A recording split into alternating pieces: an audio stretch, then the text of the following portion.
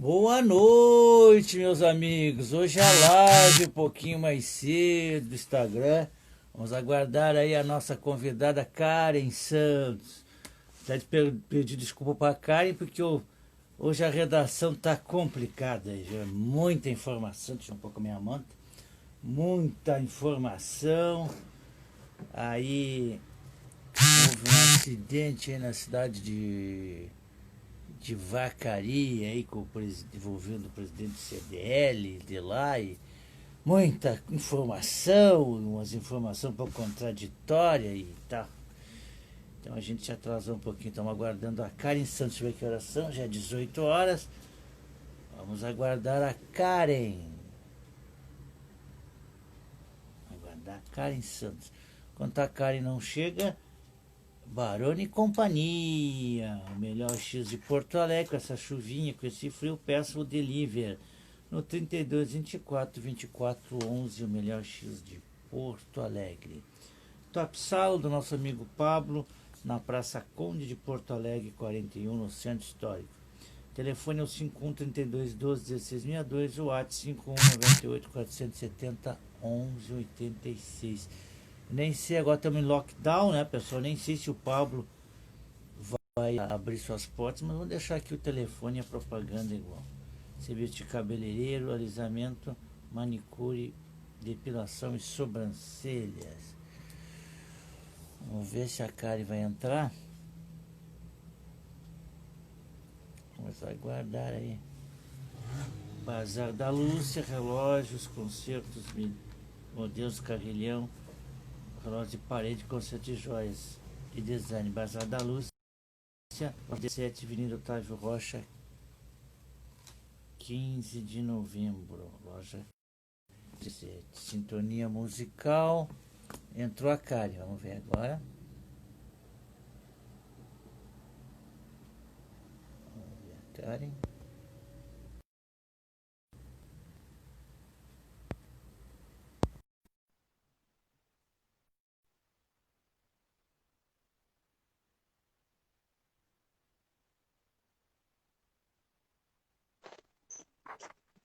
Ô, minha grande amiga Karen Santos. Tá com frio aí, Karen? Tá horrível, tá horrível. Boa noite, minha amiga. Boa noite, Paulo. Prazer estar contigo sempre. Exatamente. Carla Caju também entrando aqui na nossa live. Ó, entrou bastante gente. Daí, Karen, me diga uma coisa. Nós iniciamos. Como é que tá vendo essa questão toda aí de pandemia de coronavírus? Agora parece que estamos em lockdown, né? Antes de eu falar contigo, tu até me desculpe um pouquinho, Karen, eu respondi algumas mensagens. Eu não paro, eu fico em casa, eu fico enlouquecido. Esse meu tempo não para, é muita informação. E às vezes as pessoas me criticam, ah, você diz uma coisa. Não, porque cada um diz uma coisa. Um diz que a cor lá de fora está azul, outro diz que a cor de cá está vermelha, e aí eu fico fora da casinha. Eu estava lendo antes de entrar contigo aqui, algumas restrições aí do governo Marquesan em abertura de comércio aí, né? Eu até acho que nesse ponto ele não está, não sei qual é a tua opinião, da questão da prevenção, não está errado, né, cara? Não sei qual é a tua opinião aí a respeito Ele do... amanhã ele vai participar, se fez o convite, né, para os vereadores para ele participar amanhã da nossa sessão remota para esclarecer o conjunto ali dos 36 em relação a essas novas medidas que ele está adotando. A gente sempre entende que o pico não é algo que tu tem que perseguir e, né, para a gente voltar à normalidade, porque tem muitas pessoas que acreditam que essas restrições vão abater a economia, e é óbvio que vai abater a economia. O mundo inteiro está parado, no Porto Alegre não ia ser diferente. Faz parte do contexto da pandemia a crise econômica, que já era anterior a ela no Brasil, né? E eu Sim, acredito que essas medidas nesse momento são medidas tardias, porque desde lá de março a gente vem fazendo alguns apontamentos, né? Necessidade de hospital de campanha, necessidade de mais equipes, né? Não só de respiradores para estar atendendo a massa de trabalhadores que já antes da pandemia no inverno superlotava as nossas UTIs, as nossas CTIs. Então já era comum no inverno faltar leito, né, para as pessoas aqui em Porto Alegre e também região metropolitana que utilizam o nosso SUS. Então percebo que foram medidas assim que não foram tomadas e agora precisa ter essas outras medidas mais radicais, né? Não é indo lockdown, mas a perspectiva é que as pessoas parem de circular. Parem de circular na cidade, parem de ir para a aula do Guaíba, parem de frequentar praças e parques, parem de frequentar a vida noturna da cidade. Não é o momento da gente estar circulando sem motivo. Né? Eu acho que esse é o recado que tem que ser dado com firmeza e com seriedade. Né? Que as pessoas entendam, né, que por trás dessas medidas tem um recado explícito, senão o nosso sistema vai colapsar, não vai ter leito para todo mundo. Eu, inclusive, fiz um projeto de lei de fila única para que as pessoas que não têm acesso a plano de saúde ou recurso financeiro para acessar um hospital privado pudessem estar não sendo discriminadas, né, no momento que tem que decidir quem respira e quem não respira, e foi um projeto que foi negado pela Câmara de Vereadores, ou seja, quem tem recurso vai para um Cristo Redentor, vai para um Moinhos, para um Mãe de Deus. Quem não tem recurso é quem vai sofrer o pênalti aí com essa possibilidade de colapso aí do nosso SUS. Me diga uma coisa, Karen. Esses dias eu fui lá com um amigo meu lá na Protásio Alves, e eu também estive na Zona Norte, até fui fazer um negócio aqui desses meus computadores, esses meus arquivos. Pasme, eu saí daqui do centro 15 para as 4, cara. Fiquei ali naquele terminal do mercado público, não, do camelódromo, das 4 até as 5 para pegar o ônibus. Cheguei lá onde eu tinha que chegar, lá no Cristo Redentor, que é lá um negócio de informática lá. Tá, levei o quê? Não levou nem 10 minutos que eu tive que conversar com o rapaz lá. Foi rápido. Tá, fiquei na parada às 6 horas no frio, cara. Sabe que hora eu cheguei em casa, cara? 8 horas da noite. Aí esse dia eu tava vindo da Protásio, até ficaram me olhando no ônibus, mas eu tenho que falar, eu falo mesmo, que eu tenho que abrir minha boca, eu abro. Aí eu tava com um amigo sentado, eu digo, pô, querem que não haja aglomeração, que está correto. Vem de deixar as linhas de ônibus como estavam para não aglomerar as pessoas. Aí eles fazem o contrário, eles diminuem as linhas de ônibus. Claro que aglomera, não quer pegar o ônibus, né? Aí pior. Sim. Aí, pasmem, Karen, depois eu quero te falar outra história que eu vi aqui, que eu quase me incomodei, mas depois é no transporte coletivo, depois eu falo. Ah, aí parou na parada, o motorista disse, não, agora não sobe ninguém, todo mundo sentado. Então, mas daí a pessoa, tá, não pode subir, porque não pode ficar de pé. Aí vai esperar mais uma hora, o outro ônibus vai vir. Então, isso é um absurdo assim, cara. Outra coisa que eu quero te falar, eu até desculpe, cara, que eu tô assim, a pandemia até foi pior para mim, que eu tô com muito serviço aqui, é uma incomodação, uma injeção de saco aqui, é gente me xingando, tá, mas Que a foi? flexibilização ali da abertura aí dos bares, essas coisas. Mas não é o bar que eu fui, não. Eu fui fazer a minha live lá no meu patrocinador. Estou aqui na frente da minha casa, esperando o ônibus, o menino Deus, que é lá, ele fica lá na Zé de Alencar, meu anunciante. Quem que dá para falar que é meu anunciante? Eu vi uma cena, cara, em que eu, nos meus 56 anos, que eu vou completar dia 24 desse mês, eu não tinha. Parou o ônibus da linha São José. Ah, para, todo ônibus para aqui, né? Um bateção de boca, um gritedo. Quando eu vi que a coisa inferior a uma mulher, um casal, um homem, puxei o telefone, aí me atrapalhei, era para me ter gravado, me atrapalhei. Filmei ao vivo no Facebook uma cena que eu nunca tinha visto. Uma cobradora bateu numa mulher grávida dentro do ônibus, então tocou gás de pimenta na mulher. Nossa, Aí o meu porteiro aqui do prédio me ligou, o que está acontecendo aí, Furtado? Tu está fazendo ao vivo, o que houve? Eu disse, não, tem uma briga aqui numa parada de ônibus. Aí o marido da mulher desceu, eu entreguei a imagem pro cara. Peguei e disse, ó, eu vou lá em tal lugar, peguei e entreguei. Pasme que vieram me incomodar, disse que iam me processar por dia demais. pode me processar, que lá tem câmera de vídeo. Eu não estou nem sabendo se tem câmera de vídeo ou não tem câmera de vídeo. Eu estava na parada, sou um cidadão, eu sou Sim. jornalista 24 horas, não quero nem saber, filmei, quer me processar, me processe. Uma pouca de uma vergonha, cara.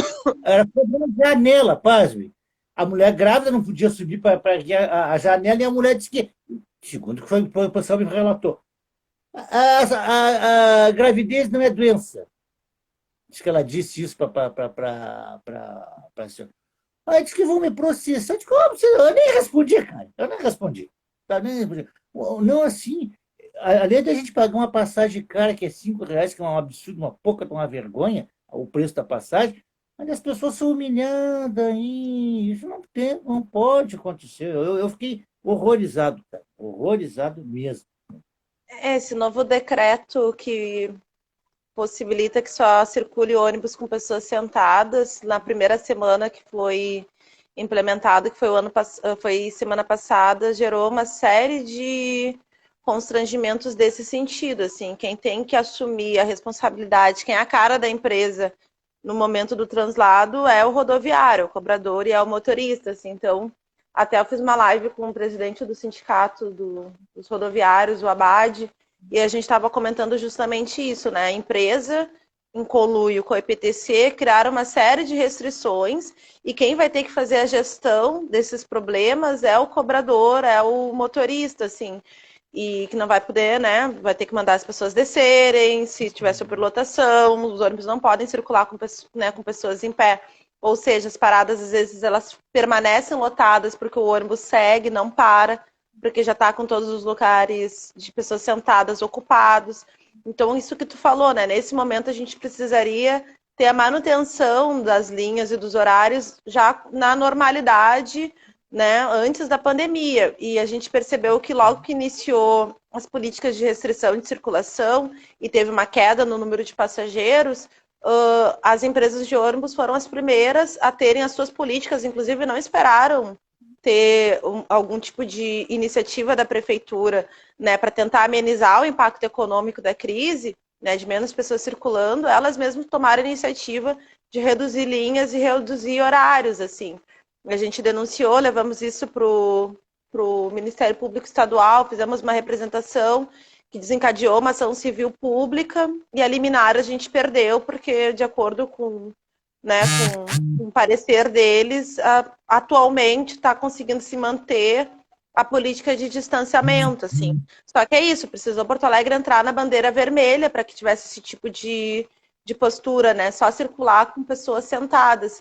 E mesmo assim não está resolvida a questão das pessoas que vão ficar nas paradas esperando, né? O transporte e com as linhas reduzidas não conseguem honrar seus compromissos de serviço, de consulta médica, etc. E tem outra situação também, Karen, dos idosos tem horário para pegar o ônibus. Pasme, uma situação que uma senhora me contou. Pediram o que, que a mulher. Não, a disse que foi a IPTC. Perguntou: a senhora vai trabalhar? Ela disse assim: vou. Onde é que está a sua carteira de trabalho?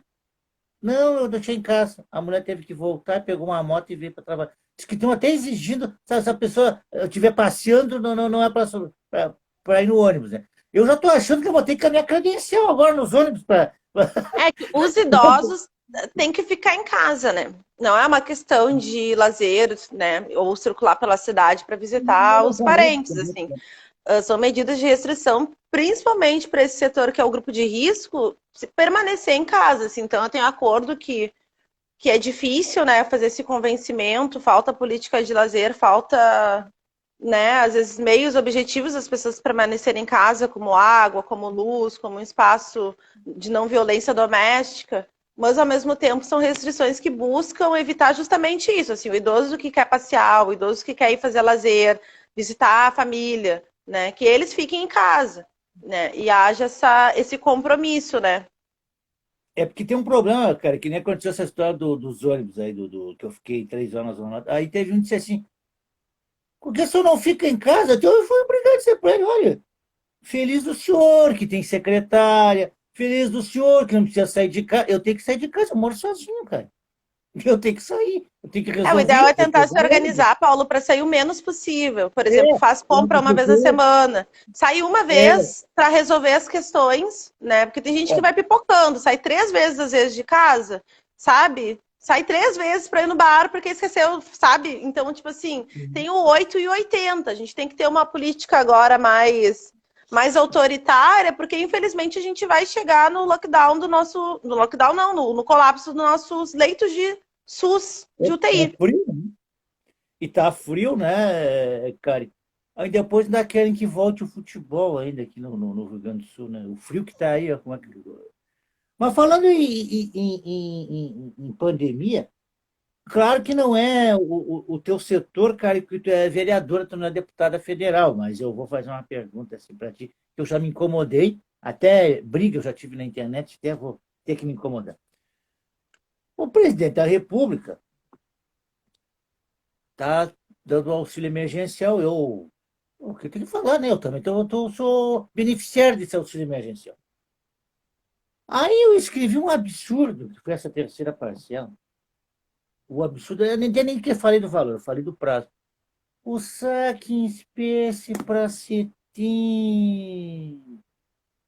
Aí as pessoas têm que entrar naquele aplicativo idiota que fizeram, tal de Caixa Tem, que não sei para que fizeram aquela idiotice. Como é que, os índios lá de cima, o pessoal mais humilde do Norte e Nordeste, que eles não sabem nem mexer no celular, eles não sabem nem num caixa eletrônico, como é que vão operar com aplicativo, com não sei o quê, né?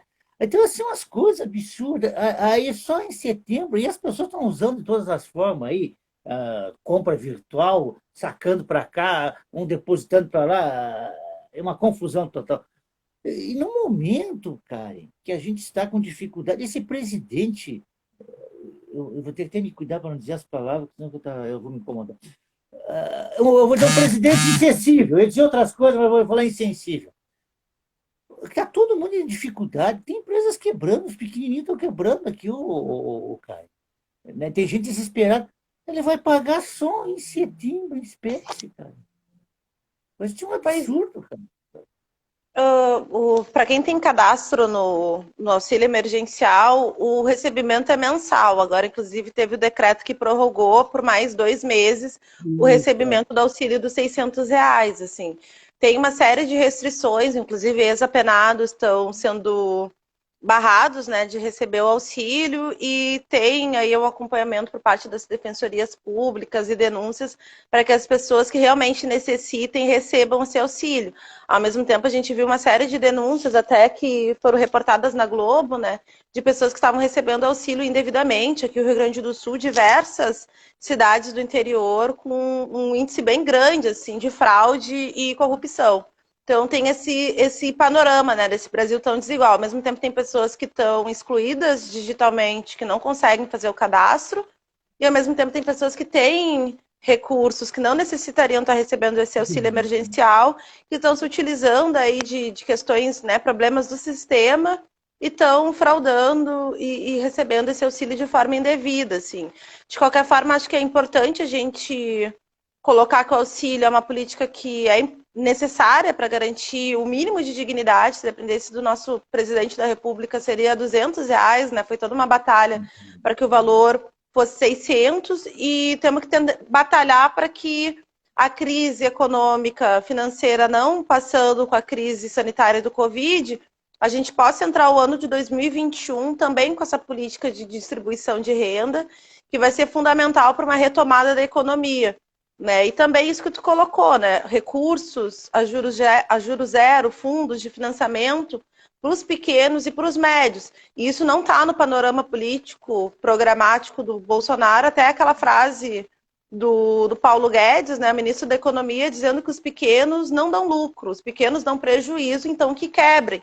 Então tem uma lógica de mercado que está fazendo a gerência desses fundos, e por isso que os recursos não estão chegando. Assim. Então, é necessário que haja também uma pressão por parte desse setor da pequena e da média economia, para que haja recursos de fundos de financiamento, do Banrisul, por exemplo, que é um banco estadual, do Banco Regional de Desenvolvimento Social e Econômico, a juros zero. Né? Eu acho sempre ruim a política de crédito, porque a gente não sabe qual é a perspectiva da economia para o ano que vem. O que a gente tem de dados é PIB negativo, mas ao mesmo tempo alguma possibilidade para as pessoas conseguirem manter os seus negócios funcionando e se adaptando com o trabalho remoto, com as novas tecnologias de aplicativo, tentando manter minimamente uma economia local funcionando para passar por esse período que eu acredito que vai até dezembro desse ano. E para o ano que vem a gente pensar aí, junto com as eleições municipais, né, quais são os rumos que a gente consegue projetar para a crise econômica da nossa cidade, que é basicamente serviços, Paulo. Karen, agora vamos falar um pouquinho da questão racial. Hoje eu quero entrar nas eleições. Vamos, como diz o Jack Stripador, vamos por partes aqui nos nossos questionamentos. Ô, tá tomando chimarrão aí? Pá, Sim. que pena que eu tô longe, eu ia tomar um chimarrão contigo aí. O Bolsonaro me cortou até o chimarrão aí, com atraso no auxílio emergencial.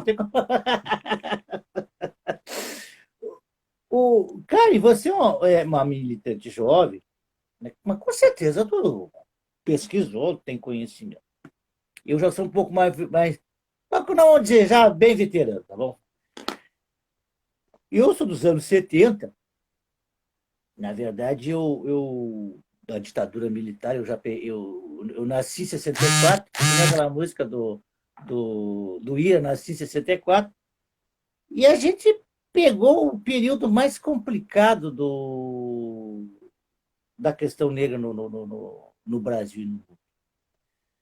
E agora, cara, com as novas tecnologias, essa barbaridade que houve com o George Floyd nos Estados Unidos, reacendeu de novo uma chama da militância, tanto negra e como antirracista no mundo, né? Como é que tu está vendo tudo isso, cara? Olha, Paulo, é um movimento importante de questões históricas não resolvidas, né? Desde a diáspora africana, a escravização, e essa dívida histórica que os países que se beneficiaram do processo colonial, escravocrata, têm em garantir dignidade, direitos básicos para as populações não brancas, né? A discussão do racismo como fator de raça em momentos de crise, como o que a gente está vivendo, não só no Brasil, mas no mundo, são utilizados como fator de violação de direitos e de discriminação. Isso acontece com a população latina e afro-americana, né? E esse discurso de ódio, né? De racialização dos trabalhadores foi muito utilizado pelo governo Trump, assim como no governo do Bolsonaro, né?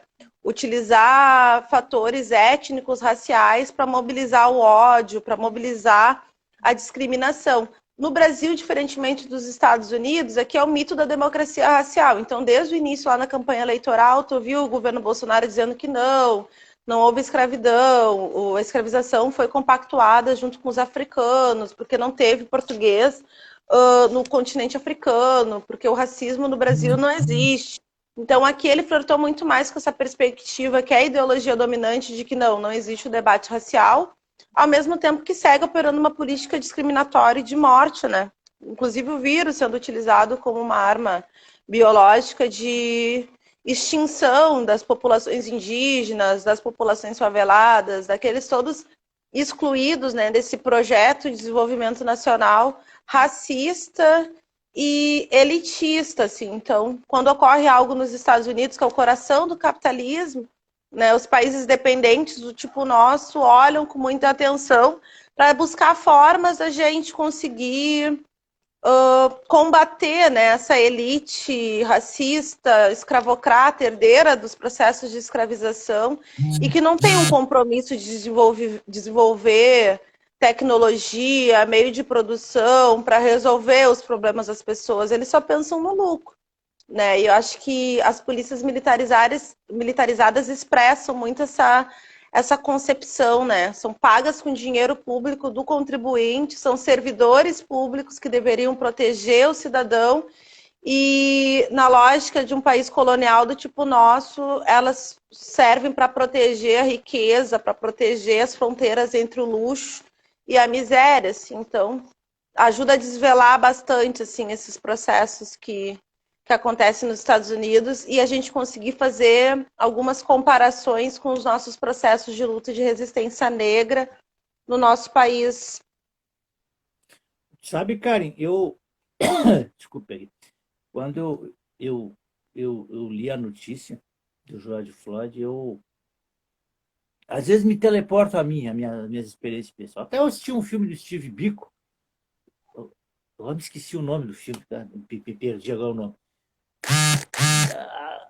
Daquela polícia racista dos Estados Unidos. Eu passei por essas situações, né? E até me considero um sobrevivente, 56 anos está vivo. Eu era para estar morto hoje em dia, porque eu enfrentei. Claro, enfrentei dentro do campo jurídico, do campo. A gente não tem condição de ir para a parte física com esse tipo de gente, né? Aí, mas no campo jurídico eu me alicercei e até ganhei uma causa aí. Até ganhei pouquinho, viu, pela humilhação que eu passei de racismo em 2006, né? Que é depois o próprio Tribunal de Justiça aqui considerou uma ação da Brigada Militar de racista, está declarado na sentença que eu ganhei. Ganhei 7 mil, né? Para fazer aqui, né? Pelo menos fiz a minha parte.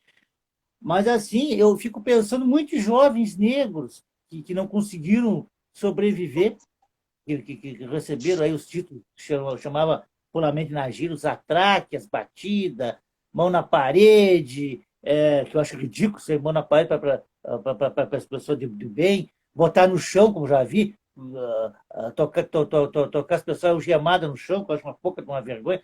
Se o cara está armado, é uma coisa. Se o cara não está. Eu vejo muito no futebol essas barbaridades aí, cara. Às vezes o que a gente consegue pegar, nem tudo a gente pega, infelizmente, porque os nossos estádios são muito grandes, né? A gente não consegue ver o que fazem. No carnaval, uma vez eu trabalhei nos direitos humanos no carnaval, quando era aqui no centro, aqui. Desisti, não quis mais trabalhar no tempo da PT, o governo aqui. Nunca mais quis trabalhar no carnaval dos direitos humanos. Eu me dei uma depressão, cara. Às vezes tinha uns pedindo, por amor de Deus, para não ir preso. Diz que não tinham feito nada. E aí, o que tu vai fazer? Aí tu ia pedir para os caras não agirem truculento, eles me fuderam na tua cara. Aí tinha aquela do CEPEG, não sei se você lembra. Não é mesmo que o governo da IEDA, eles arrastaram, ela aparecia na televisão, os brigadinhos arrastaram.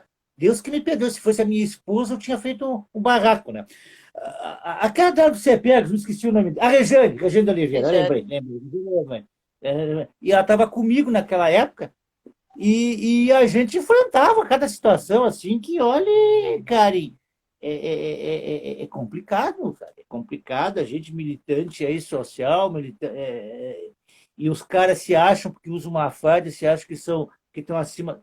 Tudo bem, como eles têm que respeitar a gente, nós também temos que respeitar eles, mas tem uns assim que acham que eles são a lei acima de Deus, acima de tudo, né?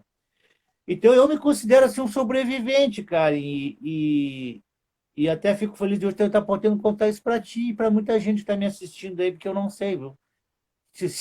Assim, pelo que eu passei, assim, que dá um livro, né? Pelo que eu passei, assim, ainda continuo passando nas redes sociais ainda, viu? Ainda continuo ainda me perseguindo. De me botaram uma caricatura, que eu processei, fiz um BO, né?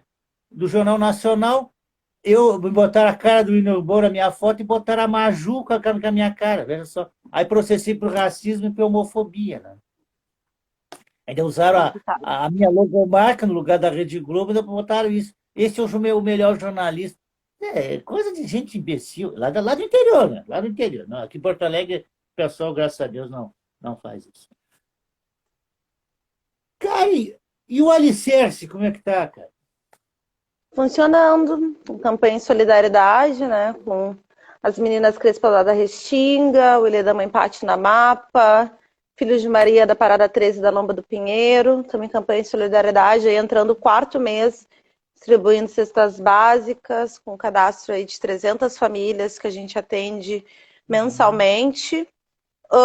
Trabalho remoto, né? A gente está fazendo todos os grupos de estudos remotamente. Hoje, inclusive, às 19 horas, a gente vai dar continuidade ao estudo coletivo da obra do Fanon, Os Condenados da Terra, Fica o convite aí para quem quiser participar, tá o link no Insta do Negro Popular. Plenárias remotas, estamos tentando adaptar um pouco o nosso trabalho de discussão e análise da situação política pelas redes, né? E também Sim. tentando manter um acompanhamento presencial, mas pessoas, né, selecionadas para estar fazendo essa tarefa do assistencialismo, né? Assistir as comunidades e o nosso mandato também encaminhar aí via parlamento e via judicial as demandas que são urgentes para o momento. Eu vi um violão ali do seu lado aí. Quem é que toca? É tu, cara? Não, é o Wellington. Ah, eu achei O que era namorado. tu. Eu não sabia que a cara era colega. É, quem dera, não toco nada. Eu tô com a corda estourada do meu violão. Eu queria fazer umas lives musical com as minhas composições, não pude. O presidente da República está me impedindo de comprar uma corda, um violão, um afinador para me fazer minhas lives aqui. Tudo culpa do Bolsonaro. O Cari, desculpa, cara. Eu só tenho que rir para descontrair um pouco, para ele não ficar louco. É verdade. O... E como é que está, cara, o mandato, a candidatura, né? O pessoal já definiu aí a Fernanda Melchiona como estou botando Para candidata à prefeitura. prefeito. Estou colocando a prefeita e o Márcio Chagas de vice. E como é que tá pensando aí, Karen? Porque agora tu tem um desafio de uma campanha eleitoral, né? Até a gente não sabe como é que vai ser essa campanha, porque agora a gente vem de uma pandemia, É, eu não acho que esse é o sabemos. desafio. O desafio justamente é esse, as pessoas estão limitadas de, inclusive, estar tendo contato físico, quiçá nosso trabalho que é basicamente entregar panfleto, né? A gente tem uma campanha bem organizada no sentido de ir para o centro da cidade conversar com as pessoas, assim, ou ir para as comunidades no final de semana, pegar as pessoas em casa. E eu acho que isso para nós, assim, que tinha muito esse hábito de estar na rua, vai ser difícil adaptar esse contato via as redes, até porque a gente sabe que as pessoas não têm dados para ficar acompanhando longos debates e longas discussões. E longos debates porque são importantes serem feitos. Tu não vai resolver o problema da crise econômica e social, né, em 30 minutos. Assim. Então, tu precisa dar atenção, tu precisa desse cuidado, tu precisa de um espaço aconchegante, das plenárias, né, que era o espaço que a gente mais organizava as elaborações, do que a gente ia fazer em cada semana, as discussões em relação à educação, ao transporte, à saúde, enfim. Agora a gente está meio que tentando ver assim como é que a gente vai organizar uma campanha caso as restrições permaneçam, né? A ideia das eleições foram adiadas para 15 de novembro, ou seja, um mês, né? Foi postergado. Então a gente tem aí um período para avaliar e ver se a situação continuar tal qual está, como é que a gente vai fazer uma campanha remotamente pelas redes. Eu estou até tentando conversar com a Fernanda, estou tendo um pouquinho de dificuldade de contato com a Fernanda, que eu quero também entrevistar ela para me saber um pouco dos eixos do programa dela para a prefeitura, mas eu sempre vou conversar aqui contigo, tu tem uma mais em cima do teu mandato. Tu tem uma participação muito interessante na questão racial, né, Carinha? Tu vê, eu te conheci na Marcha do Zumbi 2018, né? Eu acho que foi. Por acaso, no final da marcha eu conversei contigo. Depois tu foi guindada a vereadora, né, sucedendo a Fernanda Melchiona, que depois se elegeu a deputada federal. E eu, como um observador da, dos militantes que já atuaram aí pela questão negra, ou até mesmo que não atuaram, mas que muitas vezes eram negros representados ali no parlamento municipal, às vezes nem sendo do movimento ou não, mas a gente observa. E tu me parece não, pelo que eu vejo, tu é a mais atuante de todos eles. Tu participa ativamente da marcha, das construções das marchas, nas construção de políticas públicas para a nossa causa. Eu aqui, infelizmente, vou citar nomes que foram fracassos. Não, eu tenho que falar, eu falo, me desculpe. Nós tivemos um deputado estadual, Edson Portillo, para mim foi um fracasso. Né? Foi um Quem? fracasso. Política Edson Portillo, no PT. Foi um Ah, fracasso. o da lei Edson Portillo. É, foi um fracasso. Aí, a... outros assim que passaram, né? O Paim não, o Paim até, eu acho que o Paim, ele veio do mundo sindical, né? Ele não foi oriundo do movimento negro, como é o teu caso, que vem do movimento estudantil, do movimento negro, tu vem mais do, né? O Paim veio na época ainda da efervescência do movimento sindical. O Paim deu muito mais contribuição aí, a questão negra, do que propriamente o Edson, né? E eu noto aqui que a gente vê que teu esforço, tua dedicação, né? Está sempre presente na marcha ali que a gente construiu junto aí com o pessoal aí. Tu estava sempre presente, se tu não estava presente, estava o teu representante aí do coletivo Alicerce, mas tu tá sempre ativa, né, Karen? E como tu Eu vê se acho a que o pessoa... papel do parlamentar é fazer essas pontes, assim, que eu acho mais difícil. A gente conseguir comunicar tudo aquilo que a gente está construindo, projetando, analisando, as informações que a gente recebe, né, informações privilegiadas do parlamento, e manter essa militância ativa entre uma marcha e outra, né? O que tu faz entre um 20 de novembro e o outro? Então, é divisão de tarefa, é acompanhamento de trabalho, é projeção, né? Ter esse compromisso ativo da militância social, militância negra, principalmente, em torno não do mandato em si, sabe? Que eu acho que o mandato é um instrumento, tal qual um sindicato, tal qual um terreiro, tal qual uma escola de samba, é um espaço privilegiado de fazer política. Só que política a gente estabelece a partir desses espaços, assim, sabe? Isso eu acho mais complexo de fazer, porque senão o mandato ele fica desassociado das lutas ou desassociado das demandas reais do nosso povo, assim. O próprio movimento social às vezes fica deslocado das lutas das pessoas, né, dos trabalhadores, das comunidades. Então, buscar essa conexão através de informação, de plenária, de reunião, de acompanhamento, é o mais difícil, assim, e é onde tu é mais visto. Então, quem não é visto não é lembrado. Então, tu tem que ir em reunião, tu tem que ir nas comunidades, tu tem que ir pro Porto Seco, tu tem que ir nos terreiros, tu tem que ir nos protestos, sabe? É lá que tu vai conseguir dar um repasse, muitas vezes, daquilo que tu está fazendo, de qual é a agenda do Marquesã para a próxima semana, sabe? Informar as pessoas e conseguir ter relação de construção política, de greves, de ocupações, de aquilombamentos, de um cursinho popular, de uma campanha de solidariedade. Tem tarefa para todos e todas, assim. O que a gente exige das pessoas é para além do voto, né? Esse compromisso com a construção coletiva, vendo os prós e os contras, né? Que isso acarreta. Eu queria fazer uma pergunta que eu sempre me esqueço de perguntar, cara. Toda vez que eu te entrevisto, eu me esqueço de perguntar. Me perdoe até, às vezes, um pouco a falha. Como é que surgiu o Alicerce, o coletivo Alicerce? Ele surgiu dentro do PSOL, surgiu fora do PSOL? Como é que ele surgiu? Quem fundou, quem criou o Alicerce? Em 2013, a partir dos protestos que teve em Porto Alegre, eu era parte de um coletivo que era o Terceira Manhãs, um coletivo de movimento estudantil, e do coletivo Negração, né, que é um coletivo que a gente ajudou a fundar, que é o primeiro coletivo de estudantes negros da URGS.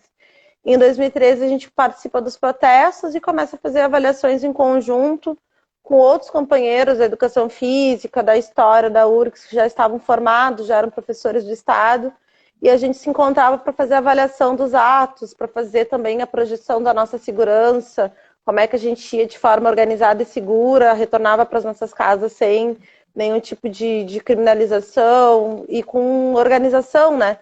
E dali que surgiu a necessidade de não ser só um coletivo de movimento estudantil, ser um coletivo que abarcasse também trabalhador, né? E trabalhador, desempregado, movimento social, e aí foi expandindo a ideia do coletivo Alicerce, assim, que antes era uma corrente sindical. Os mais antigos, Alcino Boca de Lata, Mãe Pátio, lá da Mapa, que constrói o coletivo há 12 anos.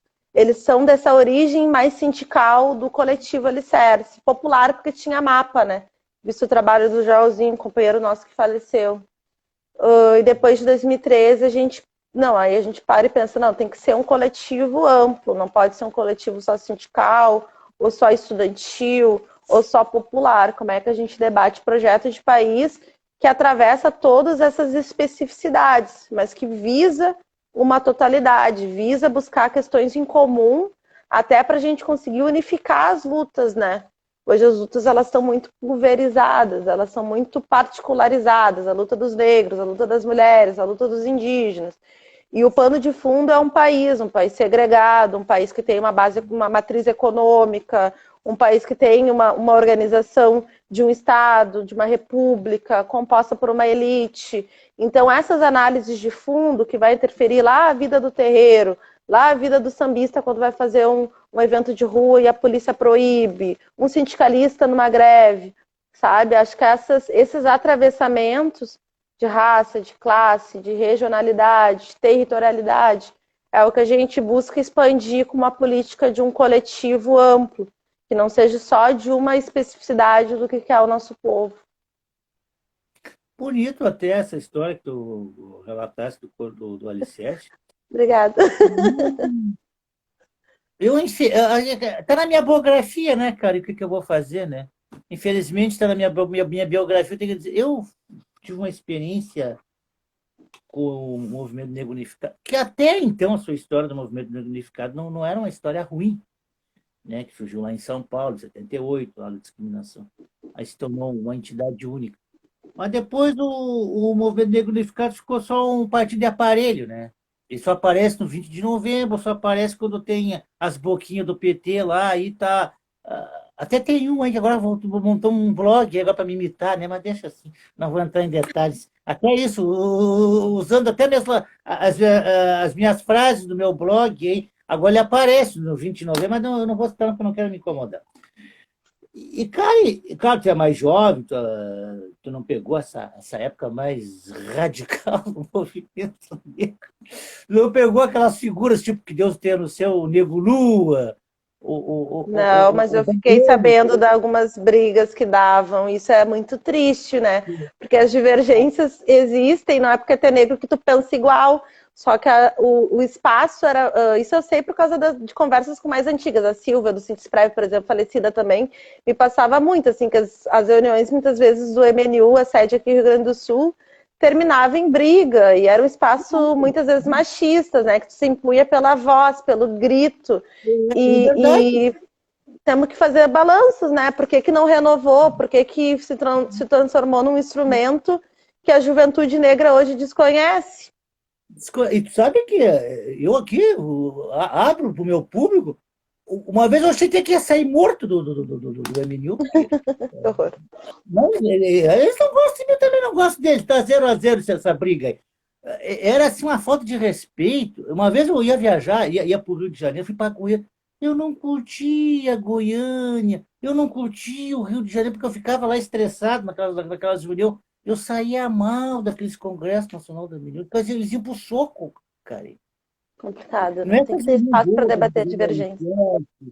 que a gente vê aí no coletivo, que eu já participei várias vezes com vocês, gosto muito acho legal aquele clima de vocês ali, eu me sinto bem, gosto também daquela gurizada nova, de A jovens. política tinha que ser um espaço assim, um espaço acolhedor. Óbvio, tem diferenças que precisam ser discutidas, mas eu acho que é isso, para um trabalhador sair da sua casa, ir para uma plenária, pagar 4,70 de passagem para chegar num lugar e se estressar, tem algo errado aí, sabe? Então, acho que temos que equilibrar, né? Exato. Nós atravessávamos o Brasil, Karen.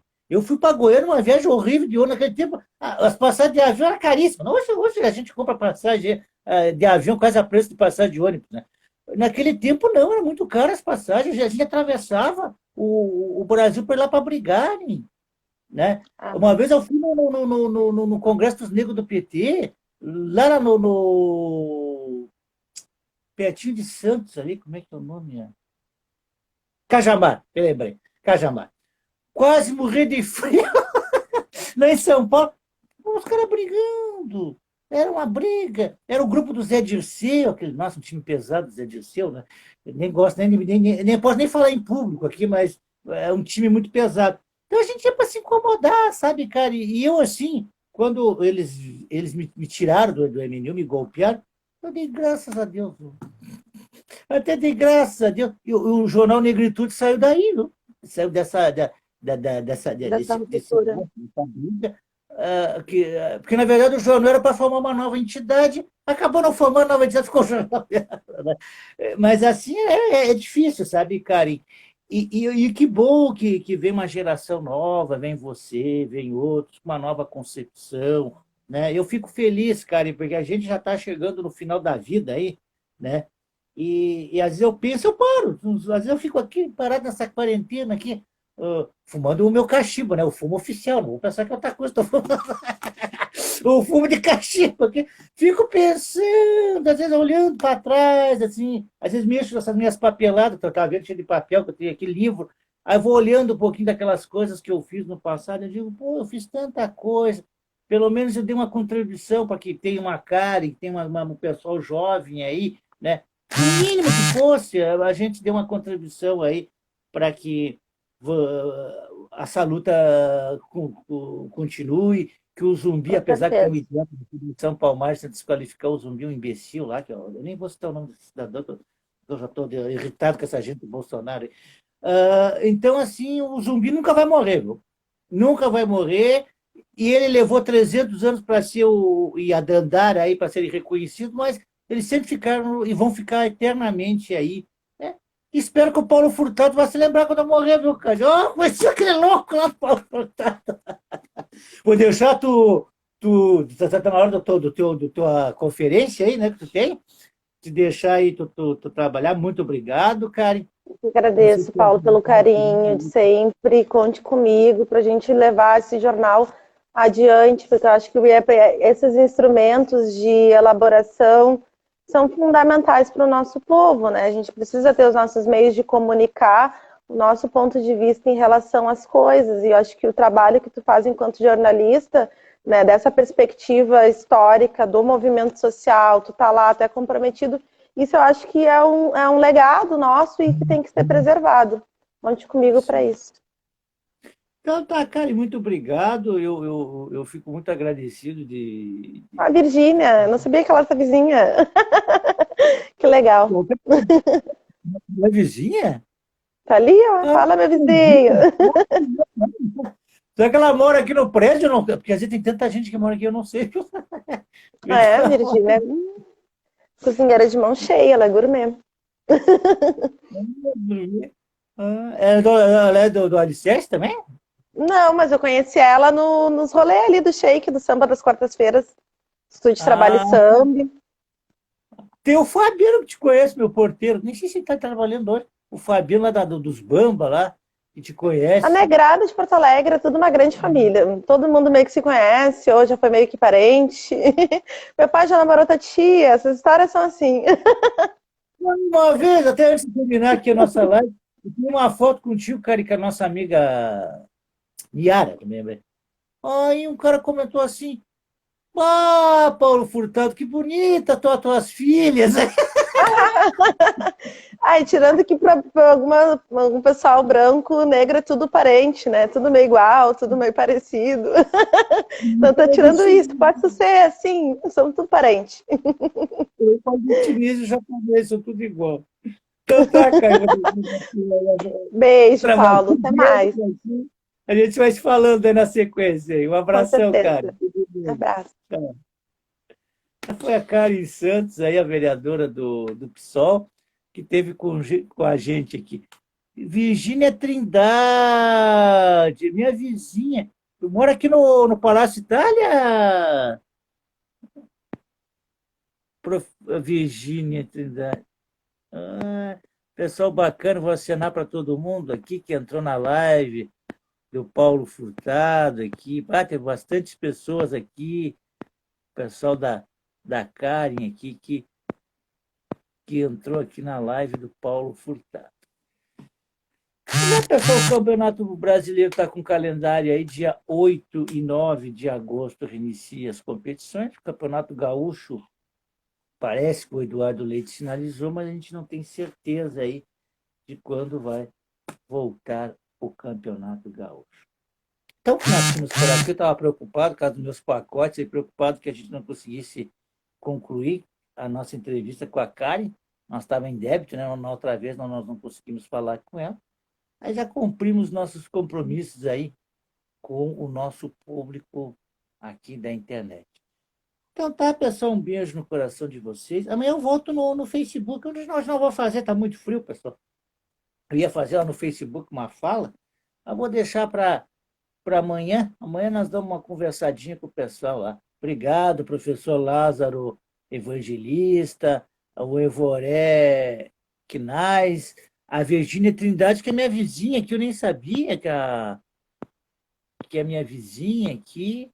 Deixa eu ver quem mais. O Alroja SAJR, a Daiane Santos Poa, o Rádio Pop Esportes, a Ednia, meu nome, Fábio Saldanha, Marcelo Silva, Letícia Maísa, o Edilson 040 e a Tiffany B. Marquiupi. Deixa eu ver quem mais entrou aqui. O Super Júnior Barbosa, o Cheirão Moretti, o Wesley Barbie, o Super Júnior Barbosa, o Jurandir Silva, bastante pessoas aqui, vou assinar aqui para eles, que entraram com a gente aqui, o Paulo Percoff, o SC Sempre Mulher, o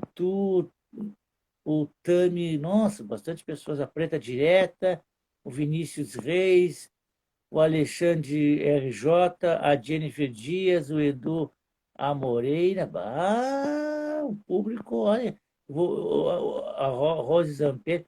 Então, tem muitas pessoas, vocês me desculpem, eu não vou conseguir ler todos aqui, porque, olha, o pessoal da Karen aqui é um grupo grande aqui, que compartilharam esse bate-papo com a Karen Santos. Beijo no coração de vocês, fiquem em paz, fiquem com Deus. Amanhã nós voltamos pelo Facebook. Bom domingo frio que está com chuva, o domingo congelante na nossa Porto Alegre. Tchau para vocês.